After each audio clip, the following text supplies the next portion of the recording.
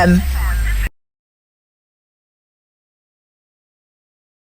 Welcome back to another Disability Life episode.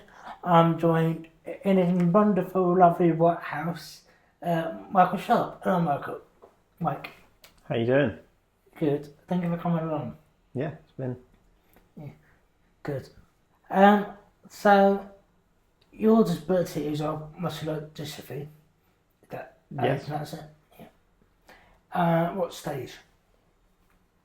What stage? Well, yeah, because you've got some that can gradually get worse over time, and then you've got some quick ones that Oh, you mean like how? I don't know. I'm doing all right, I guess. you don't like. You're still here. Yeah, I'm still here. Take my vitamins every day. Yeah. So that's what we've got to do, really. And so we're going to go back to your early life for a minute. Yeah. So growing up, how was it? Growing up, how was it? I mean, I guess I didn't. So I was diagnosed when I was 2. So slight differences, but I could still walk and do loads of stuff like that. Until I mean, like, I couldn't like run like my friends, but I could walk. I could still do some stuff. And then as I got a bit older, so maybe like 8, 9, that's when I started to like. It started to affect me more. Deteriorate. Yes, exactly. And like in terms of the walking, I would do less walking, and that would be a slow kind of thing. And then by the time I was like 11, I think I was nearly stopped, basically. But I think I stopped when I was 12, still walking. So that's when the wheelchair came in. That's when the wheelchair came in, yeah. So I've been in the wheelchair for 11 years now, which is kind of mad. But yeah, it's weird, two different lives, I guess. But it's all right. It's not like something's happened and I've suddenly got the disability. It's just slowly, and you get used to it, and what can you do, you know? It's life, and you just do the best with it, really. So. And so, what was, obviously you probably remember your own years, but before getting diagnosed, do you remember any issues at all before diagnosis? Well, I mean, I was 2, so I guess it was more my family noticed it. Maybe I wasn't as strong as my sisters, which is kind of like you'd expect the male to be stronger, but I wasn't really. So my family knew something was up, but some people with my condition get diagnosed like 6 or something. So yeah, which is kind of mad to think that they don't pick up on it earlier, but I mean. So was there anything in particular when you were 2 that made the doctors think, muscular dystrophy? Well, I don't know. I guess it's the stuff like the calves, isn't it? Like the calves are quite. I don't know if they get hard earlier, or there's like a lot of boys with DMD have like calves that are quite hard. So then that will mean they walk more on their toes than they will on the back of their feet. So I mean, I don't know, because I wasn't really. I suppose people don't pick up on it because in the early stages of life, some people develop slower anyway. Yeah. So I guess that's probably it. But I mean, like I have maybe like distinct memories of moments. I think I can just about remember like the day that we heard back, because they needed to do a biopsy. So when I was younger, I went for a biopsy, and then when they did that, they found out. So I remember, I think the day that we heard the news, but just like vague memories of just like being in my living room and not really understanding what was going on. But it was, I don't know. And what age did your parents sort of say, you've got this condition, or? When did they tell me? Yeah. Well, they were always told me. Oh. I mean, I suppose when you're younger, you don't really. They're always open with it, you know. They didn't hide it from me, because how can you? But then I suppose like, yeah, when you're younger, you maybe don't really understand it as much. But I kind of learnt to understand it from like, so say I'd be like, oh, I can't run or something, or why can't I do this? And my parents would be like, well, so on and so forth, Yeah. you've got this condition, and but Sports day must have been hard. sports day, yeah, sports day was an interesting one. Yeah, I mean, I think I was actually all right at the egg and spoon race when I still, Until could you walk and falls stuff. off. Yeah, exactly. Well, I think that one was good because that was more about, that's one that's very much tortoise and the egg, tortoise and the egg, tortoise and the rabbit, Yeah. tortoise and the hare. What was it, hare? Sorry? The hare. What's the story? What's the what? The Egg and spoon race. You've got the. hare and tortoise. The story about. Oh yeah, sorry. Yeah. Trying to the house quicker out of tortoise. Yeah, you know what I mean. Sorry, yeah.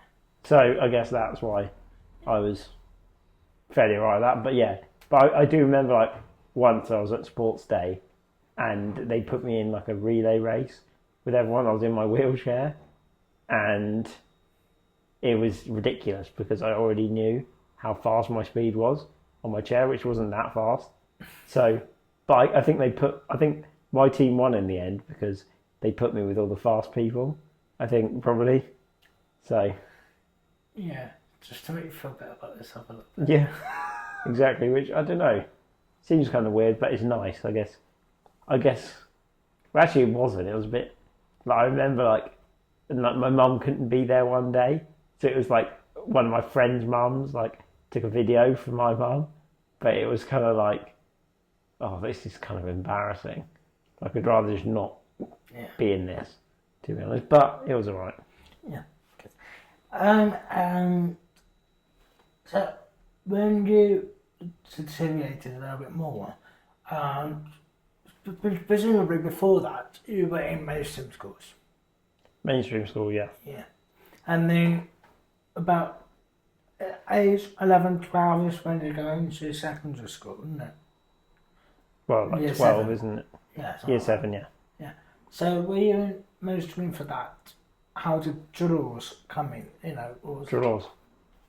I think it was just after primary school. I think Mum said, I want to, I think it'd be good if you went here because I think mainstream can be a lot. I mean, I don't know if that's because kids that age are just savage, and she thought, you know what? What's the point of sending my disabled son to just be with this? I guess it's funny. I don't want to say this, but with the savages. But you know how savage kids are at that age. Yeah. Like they're just learning life. They're learning their They identities. ask you all good questions. Yeah, and they make.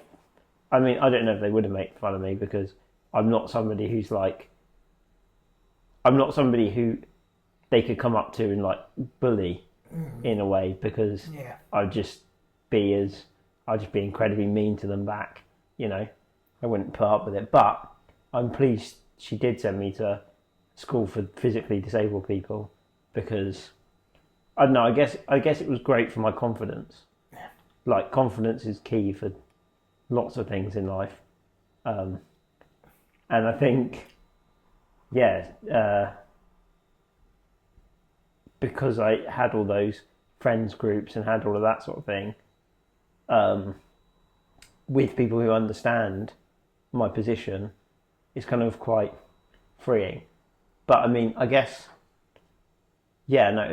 confidence, and then obviously at the end of Trelaws in sixth form, I went into more of a mainstream thing, which was kind of harder in a way because it's obviously going from this environment where it's very supportive and everyone kind of knows you and it's all, and then you go to mainstream again, it's a bit like, whoa, and I know a lot of disabled people struggle with making friends and stuff because it's almost like you have to do extra to like, because if they, yeah, we you can, know what I mean. We can do it, but Yeah, we need to go extra mile. extra mile to make friends. Yes. Yeah, so people can see your Yeah. character, you know, and who See you are. you rather than. Yeah, exactly, which Yeah. takes time. Yeah. And I feel like in many ways it's good though. Like if you do like group projects, then people are actually forced to speak to you and get to know you, and they you know, I mean obviously not everyone likes everyone, but you know that's when I make more of my friends because you know they're not they have to almost yeah. They're not forced to. They like you because they want to. Yeah, exactly. Yeah. Exactly. So that no. But yeah, no, it was put me in the right stead going to that school, basically. And just before, so with the health and social care plan or whatever, you know, all the bits that they do to make sure you're getting the right support in school and that. Yeah. What was the transition like from walking to sort of getting into wheelchair? Was it just one day walking and the next day there's your wheelchair sitting there? That's it. You know, what was the Well, the transition between those. yes? I mean, I remember like it'd be like, for example, going up and down stairs. That got more tricky. So like, Oh, so you lived in a stairs hut? no, not. Well, yeah, I did live in. Yeah, so I mean, at school, Yeah. to get to the assembly, there was like a staircase Oh, okay. down. So Yeah. I'd be like, I'd get in my wheelchair and go down the stair lift, kind of thing, which was cool. So it would be like, I maybe would walk for like, they'd basically work it out so the wheelchair was in a right place, so I wouldn't get too tired. So I might like walk for an hour and then be in my wheelchair, and then it slowly, you know, over time it was like less and less time walking and more time needing it. And at home I did until I was about 10 or 11, I think. That's when my house got adapted. So before then it was a bit of a, like when I was like 10, it was a struggle because there was a staircase. So my family had to like help me up the stairs every time, which is a lot, you know. But Especially at that age.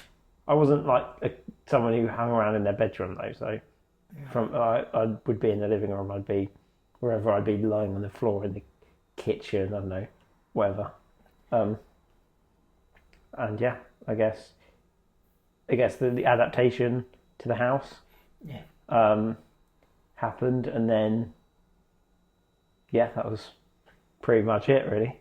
Transition. And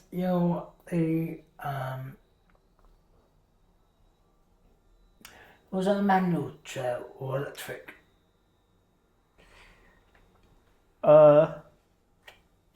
Manual at first. Oh, so you And then were able to push yourself and someone. Well, the thing is, someone would probably push me. Oh, Like, but I was at that stage. I could kind of walk, so it'd be like they'd bring the wheelchair to me and take me the distance. Or then when the electric wheelchair came, obviously that made things a lot easier for me. I was like, easier. hell yeah, freedom, exactly. And presumably, the medicine school you were at, presumably they've adapted things for you. Yeah, they had to. Yeah. I even had like a standing frame and stuff at one point as well to help me just like stretch my legs and all of that sort of thing. Keep my muscles as strong as possible, really. And did you have any challenges or difficulties growing up? Apart from the bullying aspect and the awkward question. Well, I mean, I never have been bullied once in my life, but I don't know that's because like if you're like all like ooh, like and don't have confidence, then people realise it and feed on it, don't they? But I always had confidence, and I don't think, and just it was a nice school. Like, everyone there was really nice.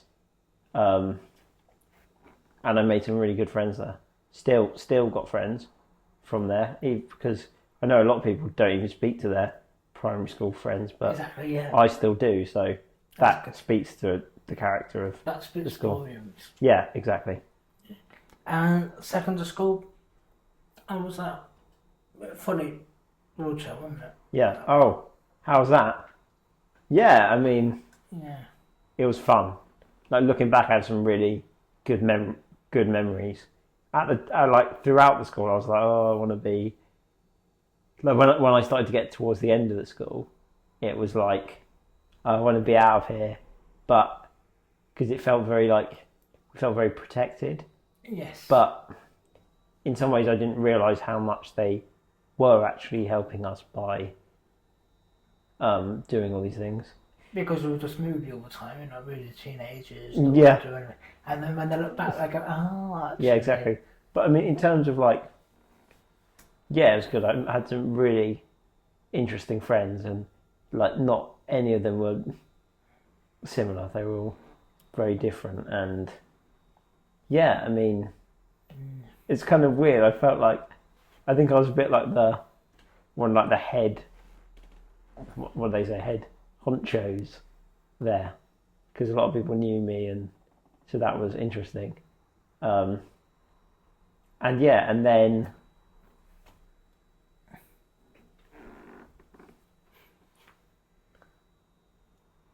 is there any stories you want to ask me? Because I've got plenty about it. Any stories? Let me think. Well, why do you think, so secondary school, there wasn't like a unit for disabled, it was just mostly itself. Yeah, all physically disabled. I mean, there's probably people with other kind of more severe difficulties, and they would be like in separate kind of, not separate, but you know, they would have their own thing, we'd have our own thing. Because I suppose physical disability is like very broad. You can have a physical disability, but also have more severe kind of learning disabilities and things like that. When did it start to? When did it start tours? When I was 12, I think. Oh, right, so right at the start of secondary school, year 7 or 8. Yeah. Yeah. So, I'm assuming towards the end of primary school, year 5 or 6, your parents looked around for. Did you not look at any mainstream? Yeah. I went to because my sisters went to a school in the area, and one of my other friends actually went there, and he had DMD as well. So I could have gone there, and he could have gone there at the same time. But I think my mum just thought, like, actually, it would be better for me. At the time, I was like, no, I don't want to do it, because it's obviously a boarding school. So like, it'd be like, so I was a bit of a baby at first, and so I like built up the amount of nights that I would stay. But looking back, that was coming back to confidence again. That was another thing that like made me more independent and feel more like yourself, more faith in my abilities and myself, exactly. Yeah. So yeah, I wouldn't be the person I was now if I didn't do all that. No. So that was great, and actually had some great times there. And that was out of the area. Out of the area in Hampshire. Out of the area. Yeah. So that was about 45 minutes away, but. So you did, because if you're near to the area, you don't stay there timely. Yeah, if you like live like maybe 20 minutes away or something, then. Yeah. But I mean, actually, mine can be like 45 minutes to an hour. So I guess it's kind of like thought it'd be very tiring for me to just every day be going back and forth an hour, which is I know people do, but I suppose it's a bit of a distraction, you know, from so you stayed. Yeah, so I stayed for 4 nights. So we should Went just, home on the weekend, yeah. we should just say that Shores is the residential Residential, school yeah. and college. But yeah, it was different depending on circumstances. Yeah. Some people went home every day. Some people stayed for the week. Some people stayed termly, so they'd be there until like, I don't know. Yeah. It'd be there until, like, maybe they'd have a leave weekend. So every like 3 or 4 weeks, they'd go home.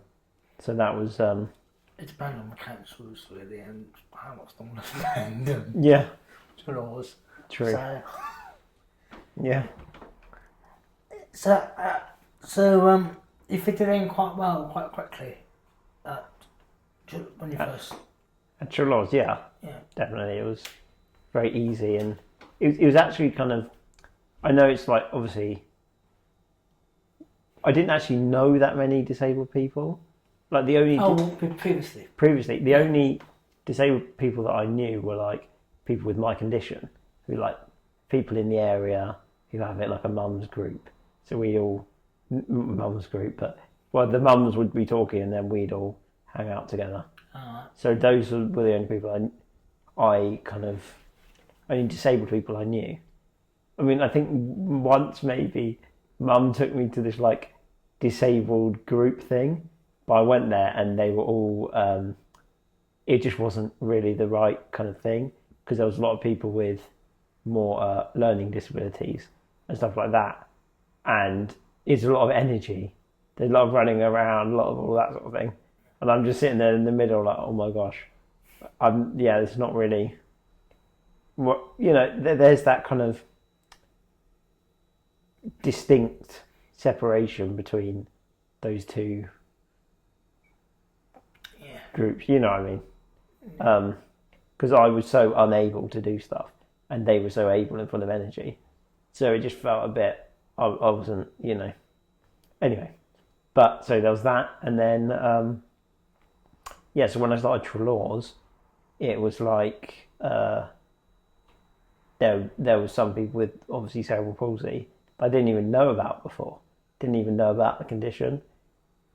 And then obviously some of the people in my class, they couldn't speak, so they would use like communication devices. But obviously, the typing or with their eyes or whatever. So and then so at first I was a bit like, and then you like the barriers would break down very quickly, and would become friends very, very, very quickly.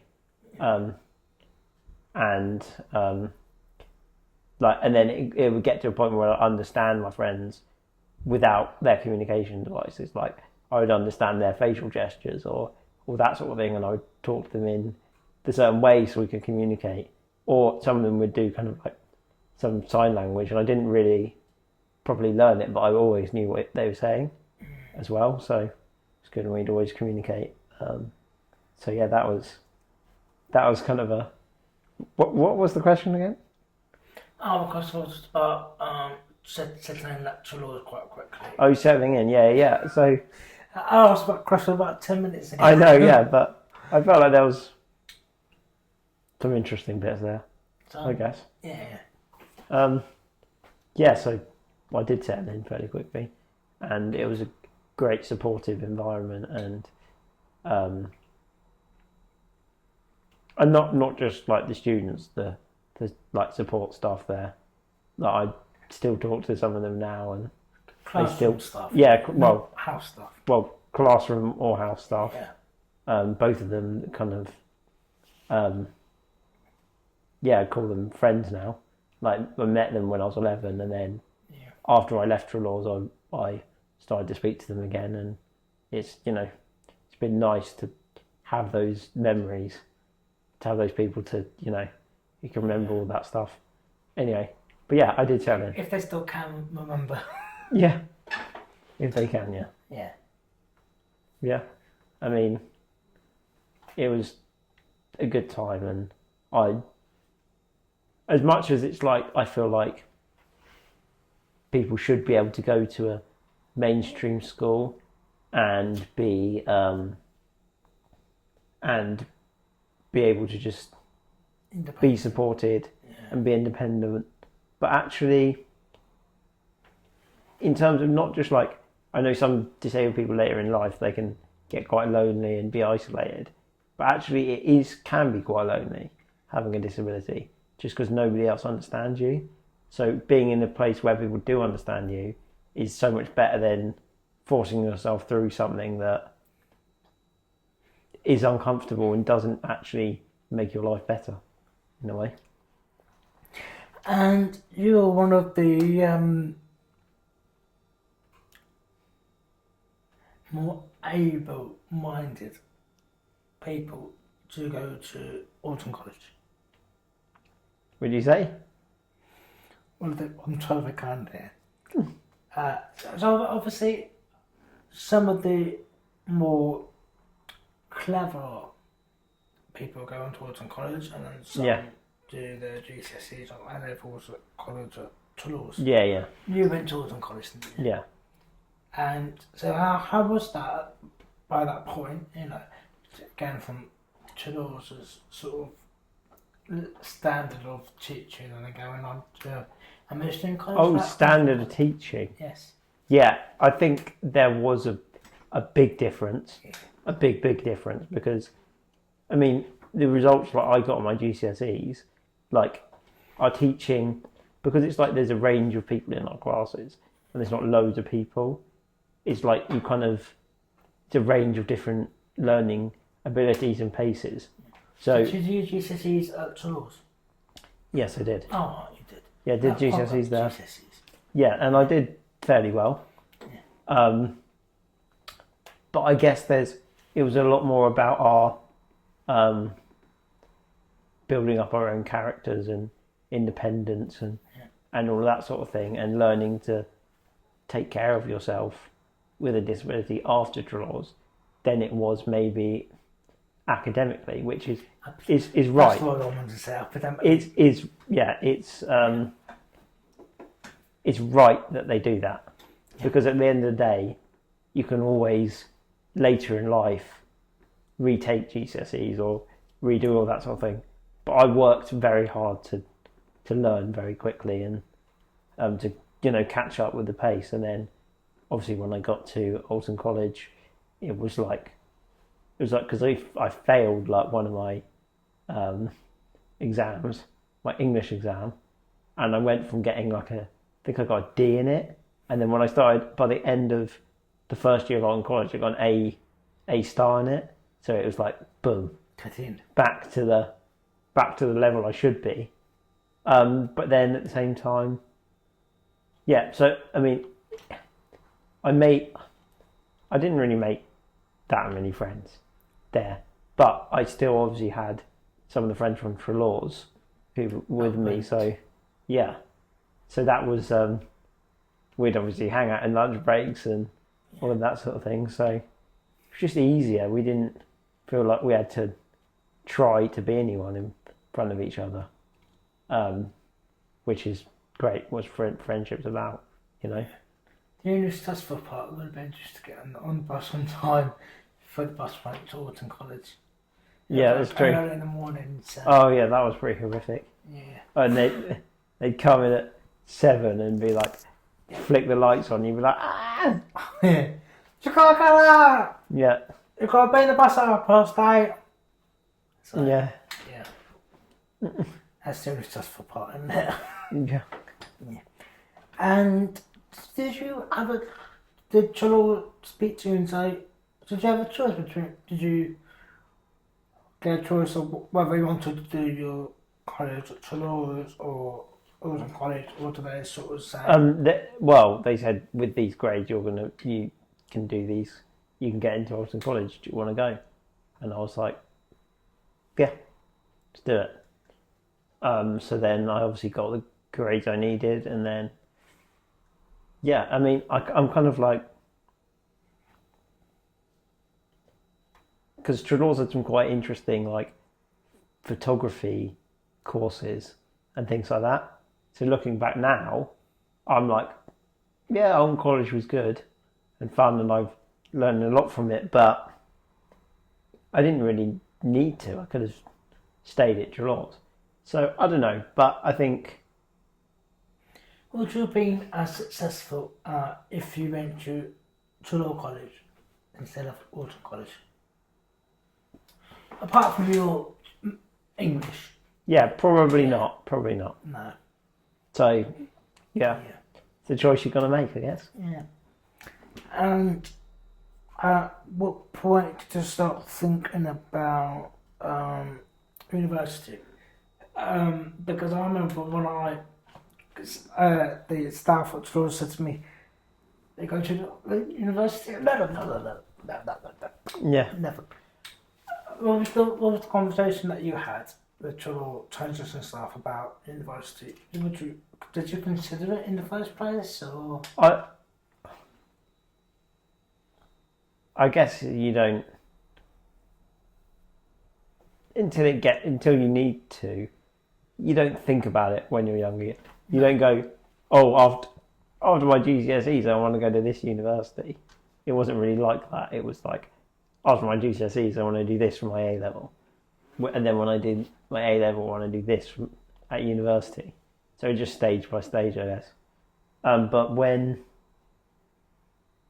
it was always the second year of college that people start asking. Yeah, second year of college, yeah. At the beginning of the second year of college, I guess. And at first I was like, no, don't want to go to uni, don't want to do that. I guess maybe because, like, when you're in it's that mainstream environment, you don't feel very included, to be honest. That's the reality of it. So at first I was like, I don't want to go to uni, I don't want to have to deal with that bullshit again. Like non-disabled people's bullshit. So, saying it frank, but a lot of people just like, I don't know what it is, like they're scared of talking to you, or I don't know, it's strange. But maybe it's just us overthinking it, but it does seem sometimes it's harder for us. Yeah, anyway. Yeah. This is how the transition staff approach to instead. Yeah, okay. What do Going back because they normally do a future thing, don't they? They say, right, you're going to go back home or you're going to do further education, but what's the plan? Don't they? What happened? Yeah. I guess, because I obviously ended up doing a nutrition degree, my rationale for doing that was, I don't have the grades to like go and be like a doctor or like a medical professional, but I did like the idea of doing like nutrition and working out how like nutrition could help people with my condition, like certain, stuff like that. So, I mean, I really should have done a dietetics degree, but that was don't know why I did that. Anyway, so I just went, that was my rationale for it anyway. So then I thought, I'm going to do a nutrition degree. And then once I was set on that, I did it in the end, and but when Trelaws, I guess they just told me really. I was set on what I wanted to do, and they just gave me advice, and because they've obviously helped a lot of people at Alton College staff, which was, they were very nice and very supportive, and I guess that was it really. And did you get many university choices? Sorry, when did you say yes to it? Because you said no. Oh yeah. When I said, okay, so basically I had a conversation with my mum. Okay. And I said to mum, I don't want to go to uni. And she said to me, well, I've spoke to some of the people at Trelaws, transition people, and they've said that, because I thought, I'll do like an apprenticeship or something. Yeah. But the truth is, that doesn't really happen for disabled people. There isn't apprenticeship. People be like, I want to do apprenticeship, and then they'll start to look for it, and then it falls through. And then it's like, they haven't gone to uni, they haven't got the support to go to uni at that point, because what was going to be their next step is just falling out from underneath them. So she was explaining that to me, and she said, well, what else are you going to do? And it was harsh, well, it seemed like harsh words to me at the time, but I did, when you begrudgingly like, you're right. And then I went, right, I'm going. So that was it, really. From then, I went for it, really. And did you have many university choices? When I did mine, Toulouse just said Solent. I mean, I think it's because they've got a really good relationship with that's a Solent who's done other Solent University, yeah. in the past. So I don't know why they didn't suggest any of that. What was that? Was there any other university choices apart from Solent? Well, I basically, what did I apply for? I applied for Bournemouth, okay, Solent, and Winchester. But I was actually, so nutrition was going to be the main one. yes. But if not, I was going to do like sports science. That's what I was thinking of doing. Because it's kind of to do with health. So Bournemouth and Solent were the nutrition ones. And actually, I could have definitely gone to other universities other than Solent. But the course was actually quite good. Because it was applied human nutrition. So it was much more like to do with actual like cooking food. Yeah.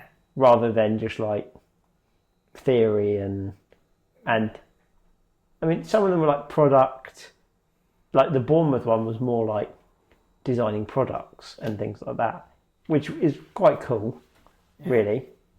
But I decided to go with more of the health approach.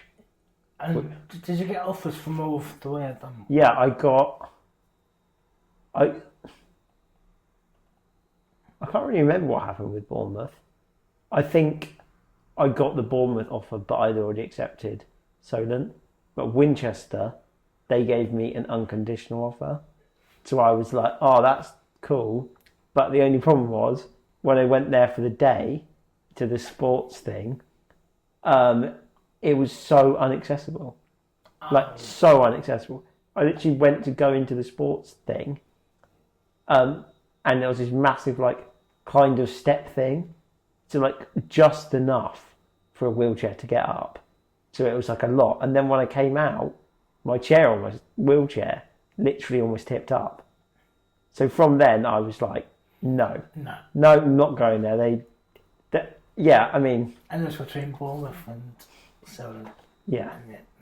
And then I chose Solent because Bournemouth didn't... I don't know what Bournemouth... I can't remember about Bournemouth. I don't know. Who knows? Anyway, Joe stuck all happy that you were at Solent anyway. Yeah, so I went to Solent, but that was kind of my choice. That would have been your first choice anyway, would it? I think so. I think so, based on the course, yeah. Yeah. And before we move on any further, as we both know, Toulouse is quite a sporty school, isn't it? Yeah. Loads of butcher happening, loads of hockey after school or whatever. Yeah. You weren't into butcher, were you? Oh, you did a PE. I tried. I tried it. Yeah. But Was it I say I'm like, oh, it's a bit boring. But actually, I'm just terrible at it. So, but no, I don't think it was really for me. No. To be honest, it was nice competing and stuff, but I think wasn't really my thing. I do get stuck in with stuff. I put every effort, but I think with boccia, it's really something you need to practice, like really practice, particularly if you're competing. And especially with the bump, you've got to calibrate. Yeah, and I just didn't really feel like I didn't have the motivation to try to be good at it. So I never did. So then I guess, but I guess if you really want to do something, you will try it. And I am normally someone who's like, if I set a goal, I will get it. Yeah. Oh, I believe that I will get it. Yeah. That's good. That's a good mindset to have. Yeah. So yeah, boccia not for me, but playing hockey, wheelchair hockey, that was very, very fun. It was. It was more physical for you, wasn't it? Well, not. I mean, obviously, you with this stick, you're lethal. Yeah. But obviously, there's MD sort of stopped you a little bit. You're just sort of driving a chair with the chair. Sort Slowly, of guiding where you wanted to go, But it worked though. It was good. And I still like. It was funny because even like, Patrick, he obviously got CP and he's very, very strong as a wheelchair rugby player. But a couple of times using the power of, well, I think it was probably my wheelchair. I don't want to say it was me, but there's a few times I tackled them, all of them. Like I actually got quite good at tackling him. Like I don't even know how it happened. I remember. Yeah, it was like. Do you remember when we did cerebral palsy versus MD? Oh. And I was putting it. And we were literally like, all the DMDs were like muscular dystrophies. Yes. Like us. We were literally hurling ourselves in front. So when the ball was like up in the air and we were like throwing our bodies in front of it. Yeah. It was good. Yeah, it's probably trying to flick it over you and they were like... Yeah. Yeah. Yeah. Yeah. Probably wouldn't be good for health and safety, but... Yeah. We won't go there. What, like when I was driving and you smashed into me full speed? Oh, yeah. A bit like when I was passing into you once and... Yeah. And then that like thing bent onto my wheel. Oh gosh. Yeah. Anyway, moving on. It was good fun. Yeah, it was good fun. Yeah, and Jasper. What? Yeah. You were stick. And then you fly. But we loved it. Didn't we? But Will, one of your friends, he just got not promoted, but what's the word I'm looking for? He progressed into do Paralympics last week. With Boccia. Yeah, he's doing very well at it. He's quite good. I mean, you can cut this bit, but is he going now? Yeah. He's definitely going. Yeah, confirmed. All right, they're going. Yeah. All right, you can cut it. Him and Sam. And I'll say, he's actually going to the Paralympics now, isn't he? So in Paris. Yeah. So. Because. And for Sally as well. They're both extras as well. So Oh yeah, Sally. Yeah. that's nice. That is cool. Yeah. And the Kansas Jones, obviously, I saw you around campus a few times, and they're like, "Oh, you're still here." Yes, I'm still here. Yeah. Still here. How did you find uni? Selden. Yeah, I've got some very good memories. It was in the year of COVID you started, wasn't it? Oh, COVID, yeah. The end of the year. That did make things hard. Yes. Very hard. I think there were some good bits, but also there was hard bits because you're living away from home and living away from that support network. That's kind of hard, and I maybe like the flats that I had weren't kind of the right people in it. You mean the university was the university flats? Yeah, I didn't really get on. I mean, I made quite a few friends, but it was nice. The independence was nice. Yeah. We should just clarify at this point. You had hostels for care, didn't you? Yes, I did. Yeah. So it wasn't like a whole support network would take. Oh yeah, no, I did have. No, yeah. Did have people to help me, but still, you know. Yeah, quite a few PAs. Yeah. Because obviously you're 2-person, so you had about 4 or 5 in 1 week. No, I think at first it was just like I'd have people 24-hour care. Oh, okay. But you know, just those PAs, like a PA at least with me all the time. Yeah, fair enough. And yeah.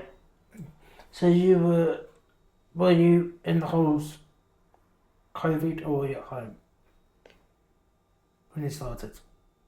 In halls, Oh, uni halls. Oh, okay. You were just in your room the whole time and. Well, not the whole time. No, but. No, I still go out and things. Yeah. did quite a lot of things. Yeah. And you were there for 3 years, weren't you? 3 years, yeah. Yeah. COVID did kind of hinder a lot of that, to be fair. It did. Like the first 2 years were just like, I mean, obviously we were locked down quite a lot. Yeah. So when did you start? 2019. Oh, right. Yes, of course. So, 21, 20, 21, 20, 21, 22. So you finished in 22. 2019. Yeah, 2019, yeah. Yeah, that makes more sense than that as well, yeah. So you started a year after me. Yeah. Yeah. Okay. Essentially, fair yeah. enough. Yeah. I mean, I remember talking to you playing FIFA, watching some of the news, Ukraine and all that war stuff. And you were mentioning that you didn't want to do a Masters. You were thinking of maybe... Yeah, I was like, don't want to do it, don't want to do education again. Yeah. Can be stressful. But also I think when you're at university, you're learning to be an adult. Yeah. It's all just like one big learning experience. So then when you leave, you're more like prepared for the world, I guess. But everyone has that stage in their lives where they really struggle for a bit of time.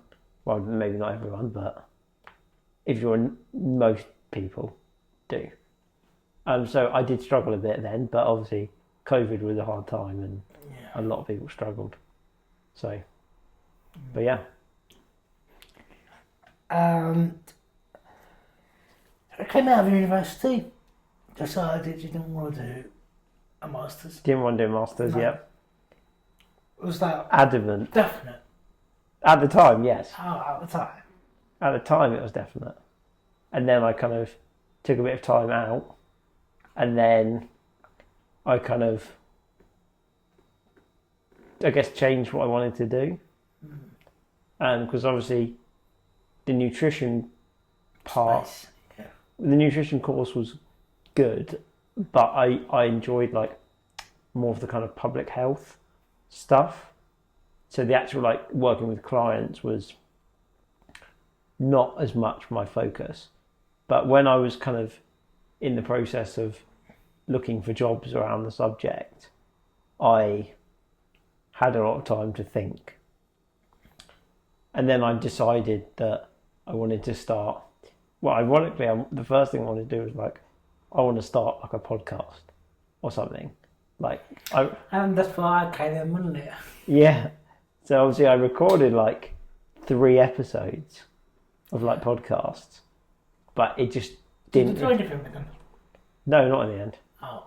But because I was very like, I wanted them to be like a perfect kind of experience, and I'd have all these ideas. And actually I've always been somebody who's like thought of things, and from a young age, like always coming up with ideas and stories and stuff like that. So then, yeah, I had those, and I thought, yeah, I'm definitely gonna make this podcast. Then, I don't know, I was very like perfectionist about them, but I didn't really take any effort. Didn't really do it, and I felt a bit out of depth, and I felt like I needed to learn more before I did it. So, because I wanted it to be, yeah, exactly. I wanted it to be a certain way, but it didn't. But research only takes you so far. It does. As well. Theory and learning those things, you have to actually like do them and try them out, and then when you do them, do more learning, do that. So then, I made this comedy. Started making comedy videos because that was going to be called, my podcast was going to be called the In It for the Benefit Show, and I made the channel. So then that's what your Instagram handle is anyway. Yeah, so, In It for the Benefit Show. Yeah. But it was, it came much more naturally to me. Yeah. Like making comedy stuff. So when did that idea first come up? What, for like to do the videos? Yeah, to do the sketch and. You know, it's one of my PAs at the time. I was said him about like. Was this after uni? by the way? After uni, yeah. After, yeah. So yeah, one of my PAs at the time, I was like, I said I want to do this podcast, and they were like, yeah, you should do it, kind of thing. But the podcast didn't really come to me, so I wanted to try other ideas. And then I asked him, like, do you think, what sort of videos do you think I should do? And then in the end, we were like, maybe we should make some comedy videos. So I was like, oh, I've got this idea called, because you know the series, you've seen this video, I think you've seen it. Is it the one of the wheelchairs in the pub? No, well, not that one. But, you know, Can't Pay Will Take It Away. Yes. That, like, kind of British TV show. And then I thought, wouldn't it be funny if some bailiffs came to the door and it was like a disabled person in his wheelchair, and they basically say, sir, we're going to take your wheelchair away. So I thought that would be hilarious. The idea is one of those ones that's like... Was that the first one you did? Yeah. So the idea is so good that you don't have to like work for it. It like writes itself. Yeah. Kind of thing. So as long as the idea is good, it's a good foundation. So, but we did it. I think I did it justice. You know. Is it on Instagram? It's on the In It for the Benefit show. Yeah. Just plugging yourself in there. Yeah, plugging myself in. YouTube channel as well, or? There is a YouTube channel, but it's not really. Oh. You probably can't even find it on YouTube, to be honest. Oh, okay. But Instagram was more where I did stuff. Yeah, TikTok. I think I may have uploaded it on TikTok. I don't know, but anyway, I think it's a lot of energy to make. Well, to make them good, it's a lot of energy. Yeah. You can go on TikTok and do a 40-second comedy sketch, but like I find with those is you might do. You might do like 2 or 3 ones that are funny, but I find like ones like that, people just kind of lose it a bit because it's more. You know what it is? It gets to a point where it's like, let's grind out content as fast as we can. Yeah. And that's exhausting, and it's not sustainable at all unless you get to a point where you can pay people to do editing and do all of this stuff for you. It's practically impossible to like keep up with some of this stuff. So that's when I obviously put a lot of energy into making these videos. And a lot of my friends helped me do it, which was great. So yeah, and then I obviously did a few other ones, the disabled pub and stuff like that. I love the one where a able-bodied person used the disabled toilet. Yeah. And then there'll be a bunch of you just looking at the... Like he goes to the toilet, he looks around, he's like, no one here, it's fine, I'll just go in. And then he opens the door and there's like 10 disabled people sitting there. Yeah, it was kind of fun. I mean, it was quite good that you had that sort of friendships from Chinese and they're all quite keen to appear. To come in and appear, Yeah. It was really good, but it wasn't like looking back now, like the quality of the videos and what I'm doing now, I'm like, quality wasn't great. I mean, I might go back and reshoot some of this stuff, but I don't think it's a point. It was a start. It was a foundation. So should I go into my next? Well, and then I've obviously, when I did that podcast thing with you. Yeah. That I was trying to I think that was a bit later. I think that was after I had done one of these comedy videos at least. Then you said that you'd done a master's in, was it sports broadcasting? Yeah, sports broadcast journalism. Yeah, so that kind of inspired me to do a master's. And I was like, I do like telling stories. Yeah, it's a great course. It's brilliant. Yeah, I mean, what what was the best part of it? Yeah, I did the coaching course before that, and my God, the amount I did was miles better than the last 4 years. Yeah, So, that's cool. yeah. Yeah, the Masters is great, actually. People say it's harder, but I just really enjoyed it. But did It's you do more it physical. at Solent? It's very physical. It's great. Yeah. And of course, I've had Jordan Wood on the course before, so that I already knew of Yeah. access and, To know what it was because I about. went up to Mark, didn't I, to be presenting some of the coverage, so then they managed to do that quite well. Yeah, that's cool. Yeah, because my next question was going to be, when did you start your comedy sketches and the skits and everything? Are you still doing them now? I've not seen anything. I haven't done anything really Oh, because I started this master's course, yes. MA filmmaking. When did you start that? I started that in September. Okay, so you took a year out after Solent. After Solent, yeah, I took a year out. Started doing whatever. comedy sketches, whatever. That was like my kind of And then my when did gap you year. think of coming back to do an MA? Not at Solent, is it? It's someone else. Yeah, in Kingston. Yeah, Kingston.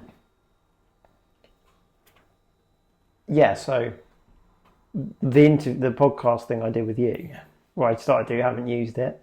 Maybe I'll bring it back someday and find a way to use it. It's somewhere. It's on my computer. Yeah. So after you said about your masters, it inspired me to do MA filmmaking, and it was a very bold move because I didn't really know a lot about it, a lot about making films, a lot about anything like that, like cameras.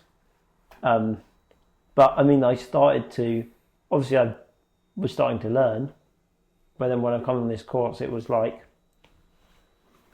difficult. I think a lot of people on the course had done stuff that had done 3 years probably of filmmaking before. Yeah. So that was daunting, I think, for me. You're going head first into an Yeah, MA without it was having any experience. my head was a mess at first. Yes. Because it was like, not only was I learning all this new stuff, I was also having to learn the fundamentals. So there was so much to do. It was like my mind was spiraling out of control. But then after a while, I slowly got the hang of it, and now I'm like so much more confident on what I know. Like I feel like I'm up to speed in terms of, I mean, maybe like the narrative storytelling stuff. That's something I do want to work on, but that's always takes years to hone that. But I'm getting there, you know. And and is it a 1 year course? 1 year course, but it's not. But it's like September till September course. Okay. So it's quite a long course, but it's a very good one, and there's a lot of very supportive staff there, and lecturers and things like that. They all know their stuff. They were obviously in the industry, and yeah, they've always got lots of advice whenever we need it. Yes. So I finished wrapping my first film yesterday, actually, which was the first one that I directed. So I'd already done a documentary film, and I edited that. Yeah. I do some more placement, and that was called Threads of Separation, which was about so obviously a documentary. So this guy called Nazir, who was a translator for the British Army in Afghanistan, and obviously there was the point where the Taliban and stuff like that were like threatening people that had worked for like the British and the Americans. So he was one of the people to get out, and he came here, and he's been living here for a while. So it was about that, and that was a really nice experience to learn about him and put together a cool story and be right in the centre of it, in the thick of it. So that was great for documentary. But so I directed short film, which at the moment is called Art Girl. But Our girl. Art Girl. Art. But that's the working name, and it probably will change. Yeah. So that was my directorial debut, I guess. Well, coming up with titles is a very difficult thing. Yeah, it is. Because you want a title that people will remember, and it's got to be catchy and still related to the story itself. My Power Legacy wasn't called that. Yeah. It was Power History or something like that. Oh, yeah. And it was like boring. But a lot of people said Legacy in the filming, in the interviewee type thing. Yeah. Oh, Legacy. Ooh. So, yeah. Yeah. It takes a while. I mean, So, I think we'll work something out, but the thing is, the name Art Girl is so ingrained in my head now. I'm like, would I want to change it? And everyone like at the uni obviously knows it as Art Girl, and it's not like a name you forget, you know. But we'll see what happens. Art Girl sounds good. Well, I mean, it's obviously about. I would imagine it's something to do with art, and it's a girl doing it. So, Yeah, exactly. Well, I mean, it's kind of the story's meant to be about someone with muscular dystrophy, but it is actually obviously like most people with muscular dystrophy are males. Yes. But there are females who do have Yes. the condition as well. Or very rarely though. Stuff like mine, like Duchenne, Yes. muscular dystrophy. Yeah. That's like very, very, very rare for a female. But for other ones like limb girdle, muscular dystrophy, that's like 50-50, I think. Pretty sure. Don't know if I'm completely right. I'm pretty sure that's correct. I'll look up on Yeah, you can look it up and put it on at the bottom. Yeah, and be like, he's wrong. he's wrong, yeah. But, anyway. So I thought, you know what, let's do one about like, it'd be nice to tell a story of mental resilience in spite of difficulties.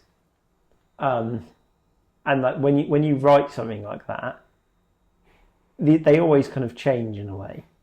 So the story will change a bit more, because at first I thought it was kind of about that, and it is about that, but it's more turned into like it's the relationship she has with the people around her that kind of slowly. So obviously at the beginning of the film she's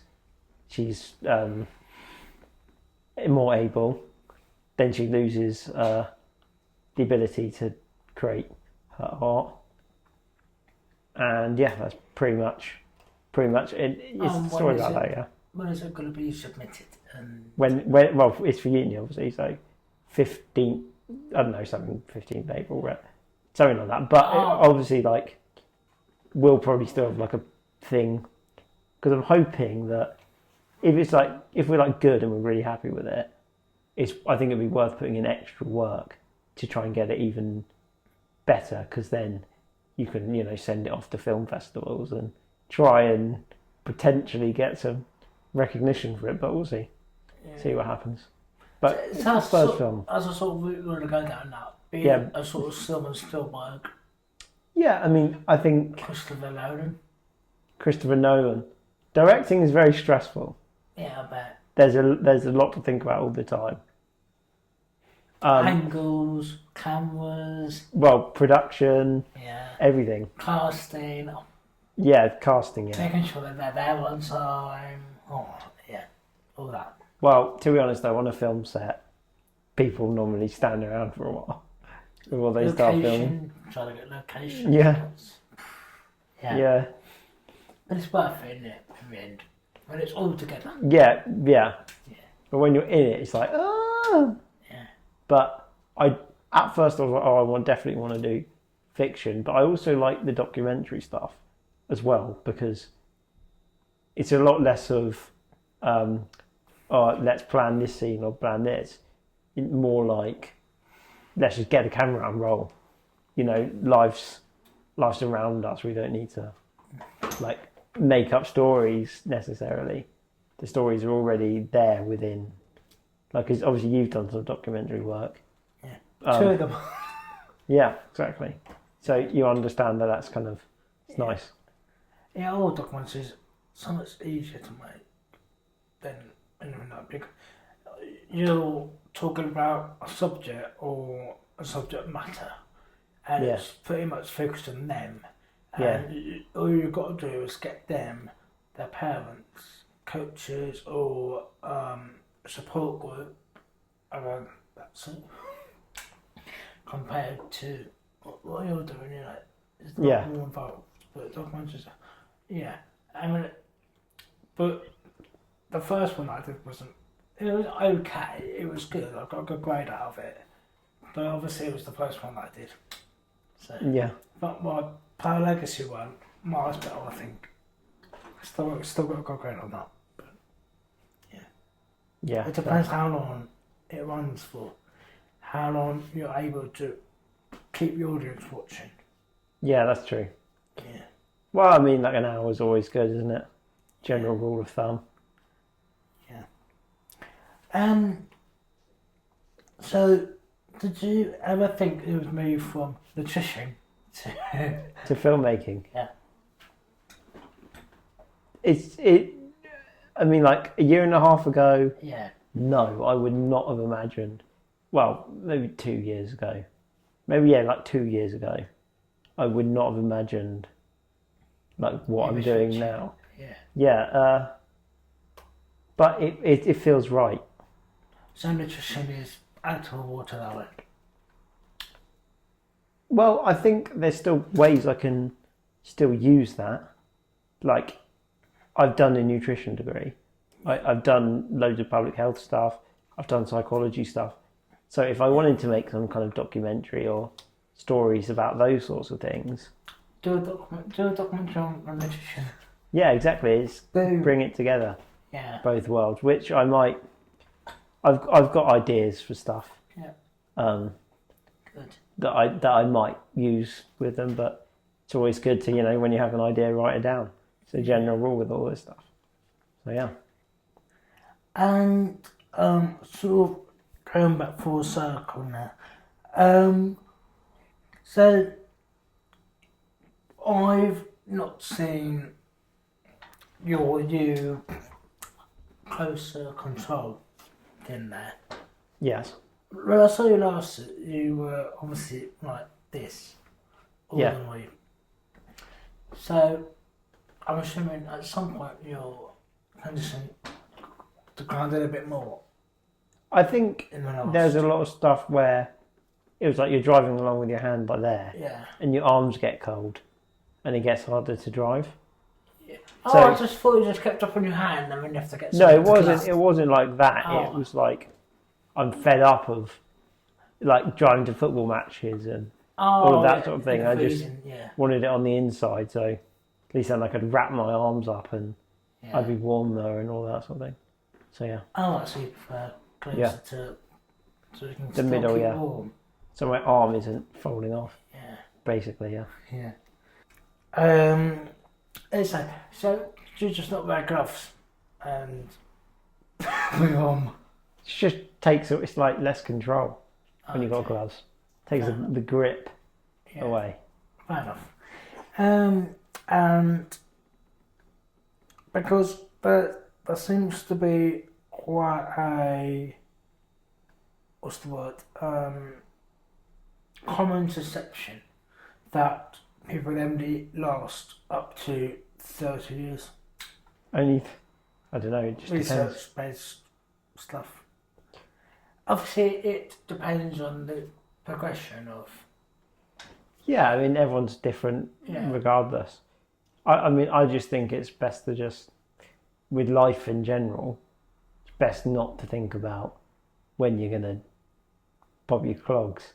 so to speak. But just to enjoy life. Just to enjoy it while you can, and don't waste your time sitting inside. Yes, because I've heard some people do that. Yeah, but just like I mean, most people do a lot of Netflix watching. I do that as well, but like I suppose just do stuff before it's too late. That's the message. That's the main takeaway. Yeah. And that leads on very, very easily into the next one, which is going to be my last couple of questions now. Eventually. So, what tips or advice would you give to a person with muscular dystrophy that's, I don't know, 6 or 7?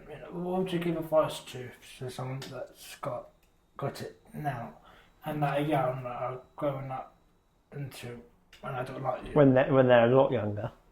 Sorry? I think develop good social skills. Don't be afraid to make friends. That's a good bit of advice. The better you are at talking to people when you're younger, the better you'll be able to communicate when you're older. And yeah, that's basically what I would say to people with MD. But yeah, I mean, obviously, like I said before, like make the most of your life is the advice I give to everyone. But I know they say that over and over again. But when you have a condition like muscular dystrophy or something like that, it's a lot more into perspective, and you realise that. So I mean, maybe it's a gift and a curse at the same time, in some ways. So yeah, but yeah, that's basically it for people with DMD. Really, any other questions from that? Well, that's a good thing to finish up on. Thank you for coming, Michael. Is that good? Mike. I thought I called you Michael. Yeah, that was weird. Mike. Yeah, no, I've enjoyed it. It's been good. Thank you. Thank you.